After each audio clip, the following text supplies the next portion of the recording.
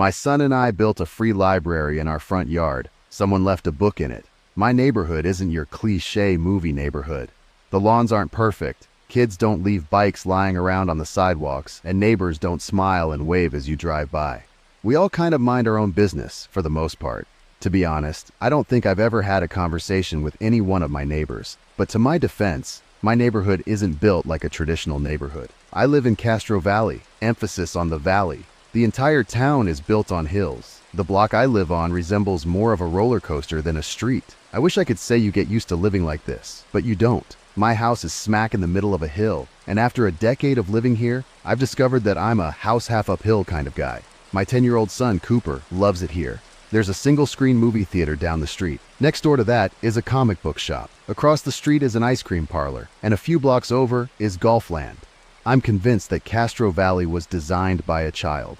Cooper had overheard my wife and I talking about how unfriendly our neighborhood felt, and he had an idea of how we could do our part in fixing it.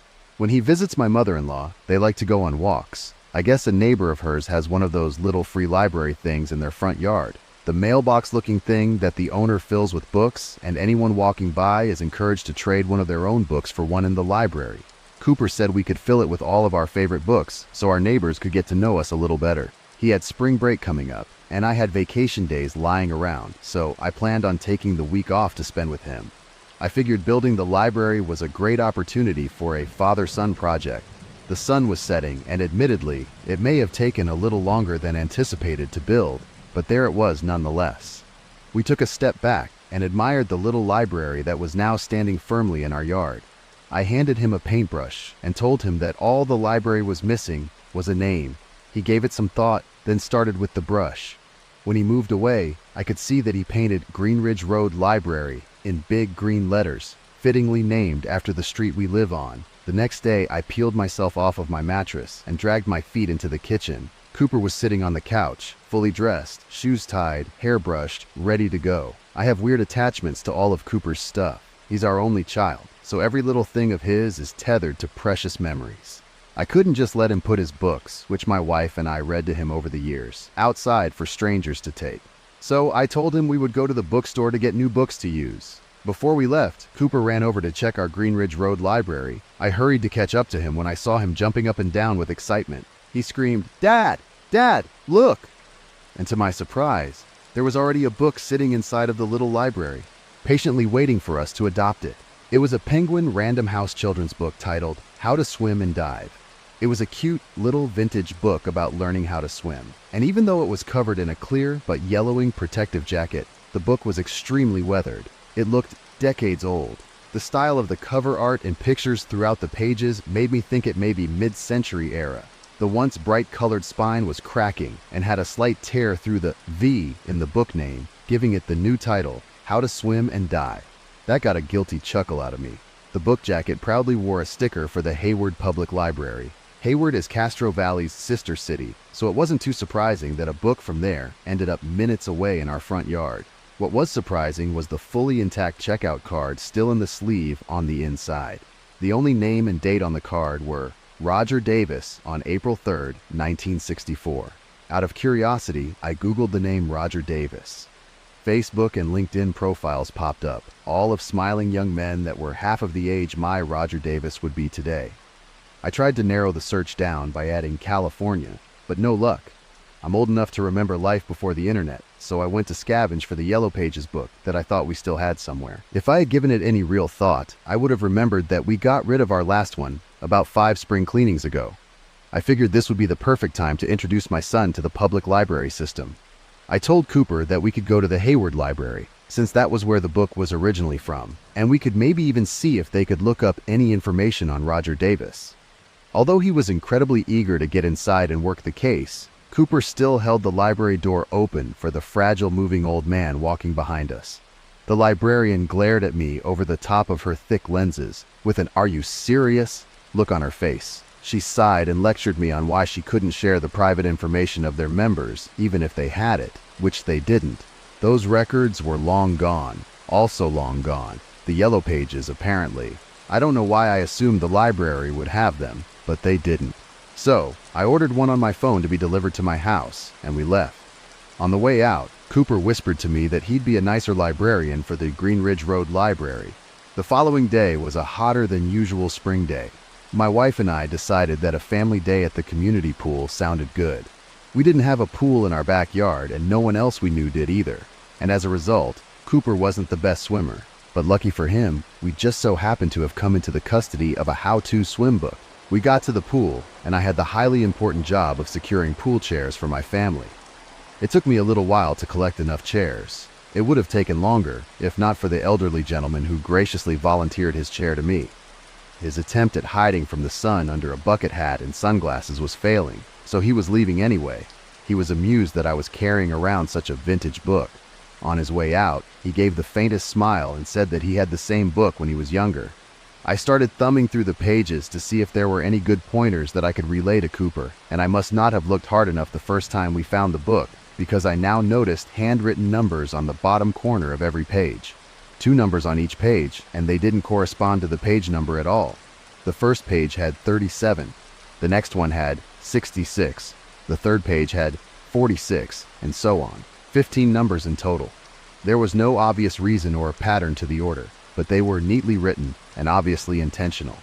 I'm not too proud to admit that my wife is smarter than I am, but I still felt like a complete idiot when it only took her a millisecond to glance at the pages and say, "Oh, neat, it's coordinates." Of course. Why wasn't that my first guess? Cooper asked what coordinates were, and when I explained them to him, he got really excited at the thought of it being buried treasure. That excitement soured to disappointment when I shot down his proposal to go chase the coordinates that exact minute. I told him we could go the following day, and then hit the biggest cannonball he's ever seen as a distraction. Cooper shook me until I fully woke up. He wouldn't stop until I had Google Maps open. He watched with anticipation as I typed in each number of the coordinates. The pin dropped into a cluster of trees, a little ways off of the Ward Creek walking trail in the Hayward Hills. To his delight, it was only a 10-minute drive away. Cooper was so excited walking that trail. He's not an introvert, but he rarely talks to strangers. That day, he was waving and saying hi to everyone we crossed paths with. The family walking their dog got a hey from Cooper. He said, "Have a nice day," to the pale-haired old man that was catching his breath on a bench. One jogger even got a high five from Cooper. I couldn't help but feel like an irresponsible parent when we reached the point of the walkway that we had to diverge off of to get to the coordinates.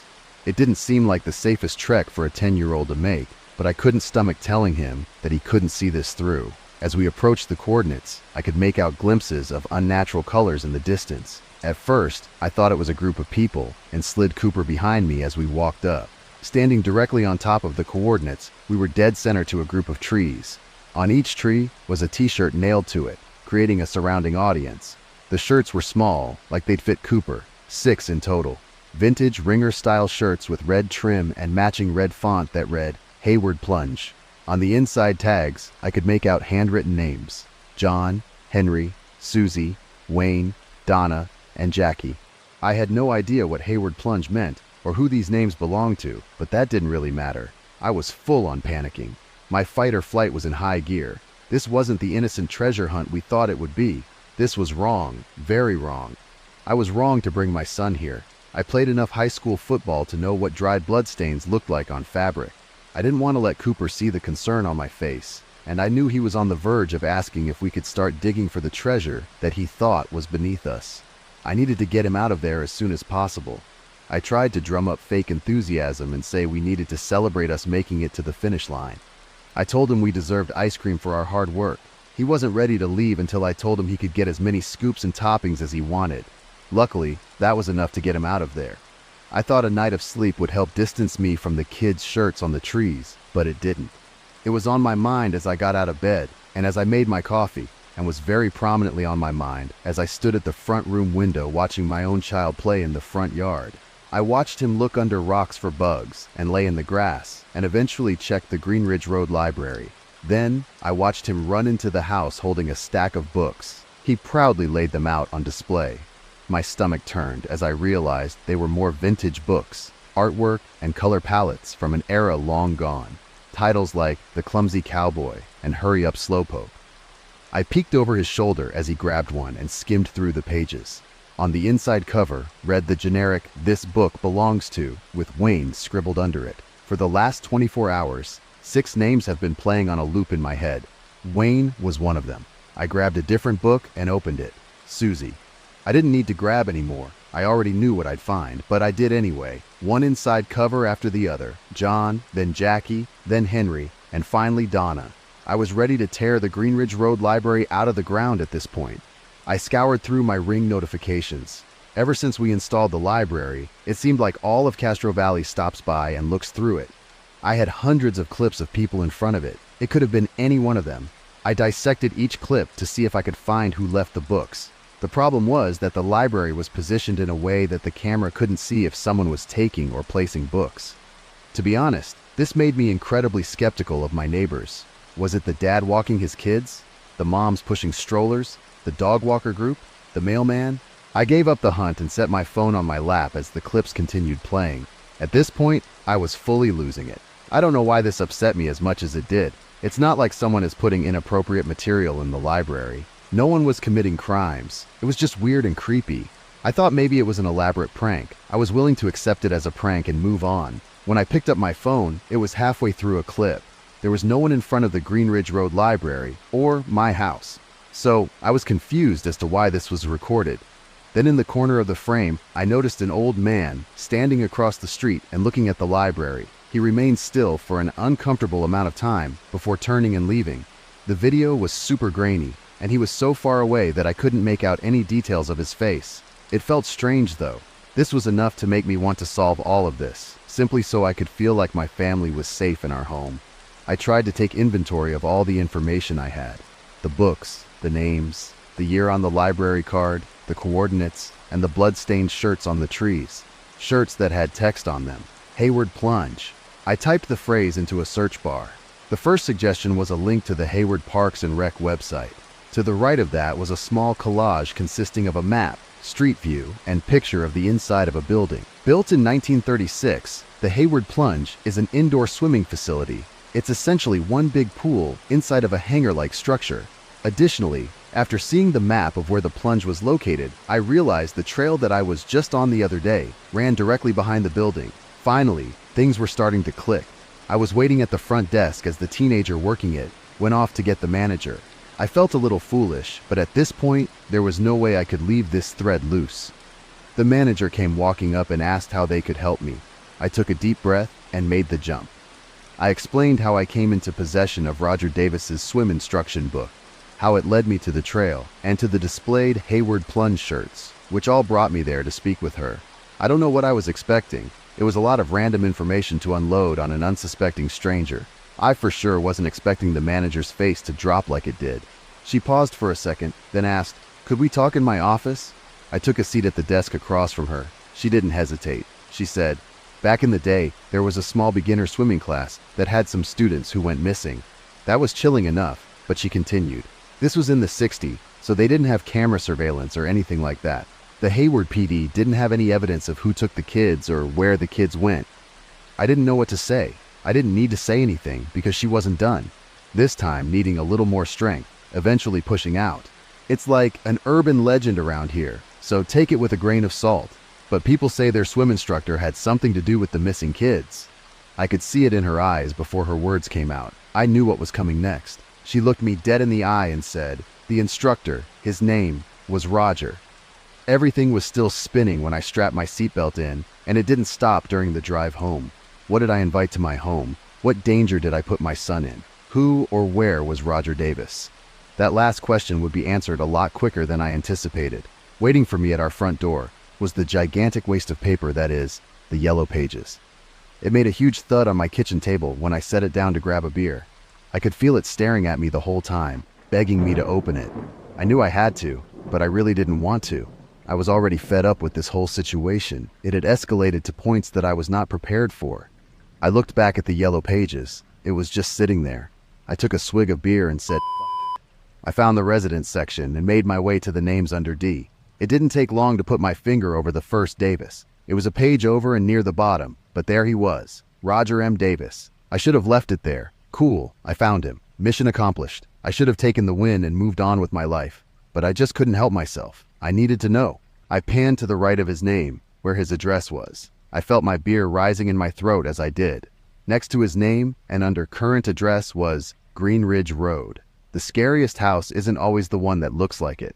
It's not always the dilapidated house with the dead lawn and shady-looking tenants who won't make eye contact with you.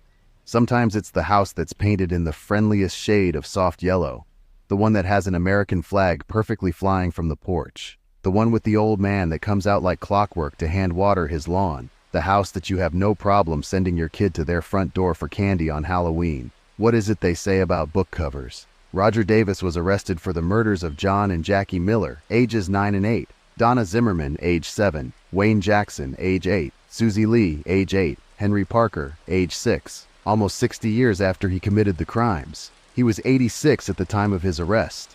I gave the police everything I had. They used fingerprints from Henry Parker's copy of The Rise and Fall of Ben Gizzard that was left in our library to match with some found on belongings of his that his diligent mother kept well preserved after all these years. Roger's prints were also a match on all of the kids' books, as well as the How to Swim and Dive manual we found in our little library. Cadaver dogs hit on the area of the coordinates, and they were able to recover the remains of all the children. My stomach still fills with shame and dread because I willingly brought my son to the burial site. I let him stand feet above the bones of murdered children as we played around on a pretend scavenger hunt. We were in the middle of dinner weeks later when I heard the sirens. Flashing lights followed, reflecting off our walls. Our street doesn't get police activity very often, if at all. I knew who they were coming for. It took me a couple of minutes to walk down my street and get to the house surrounded by the crime scene tape. As I approached, 2 officers walked out a slightly hunched, white-haired man in handcuffs. He looked frail and confused, and unremarkable from any other elderly person in the community. He wasn't someone who looked like they would be getting arrested. The policeman closed the squad door behind him, regardless. I observed him as he sat in the back seat of the cop car. He wasn't moving at all, and he was seemingly focused on the nothingness in front of him. He stayed like this for an uncomfortable amount of time. An officer told me he couldn't share any information on the case, not knowing that I was the one who revived the 6 cold cases with my findings. There wasn't much more for me to see, and it felt like it was time for me to head back home. I looked one more time at Roger. I just wanted to burn into my eyes what evil could look like, so I never put my son in danger ever again. After a few seconds, the vile old man slowly started to turn his whole body towards the window, towards me. His face was blank and devoid of any humanity. He pointed his vacant and dark eyes at me. I could see the faintest bit of recognition from him once he saw me. I didn't want to look away. I didn't want to give him the satisfaction of seeing fear on someone one last time, even if I was terrified inside. My last glimpse of him, before the car hauled him away, was the slow movement of his mouth forming the slightest, perverted grin. He was enjoying this. He knew that he'd die soon, and he'd essentially got away with his crimes. I don't think that's what made him smile in that moment, though. He knew that I'd see him again. Every time I watched someone leave a book in the Green Ridge Road Library for Cooper, or when Cooper's baseball coach pulls him aside to give him tips on his swing, or when I had parent-teacher conferences and met Cooper's teachers. He knew that I'd see him in every one of those people that I was trusting to be around my son. He knew that's how he would live on. Well, that was pretty much it. I hope you liked the story till then. Bye-bye.